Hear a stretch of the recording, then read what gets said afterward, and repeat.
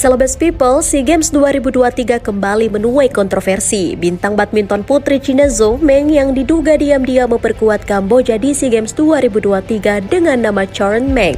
Akhirnya Zhou Meng tidak memakai nama aslinya ketika tampil di badminton SEA Games 2023. Kecurigaan Kamboja melakukan kecurangan semakin menguat pada momen mereka melakukan selebrasi kemenangan atas Myanmar di final mixed team badminton SEA Games 2023 di Murdoch Taekwondo Badminton Hall pada Rabu 10 Mei sore.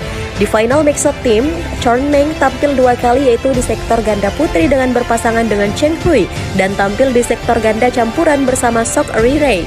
Akhirnya Sok Ri-Rei atau Chorn Meng berhasil memenangkan laga penentu tersebut lewat 2 game langsung, 21-19, 21-19 yang membuat Kamboja menang 3-2 atas Myanmar sekaligus merebut medali emas di nomor mixed team badminton SEA Games 2023. Menariknya, usai kemenangan tersebut, Chorn Meng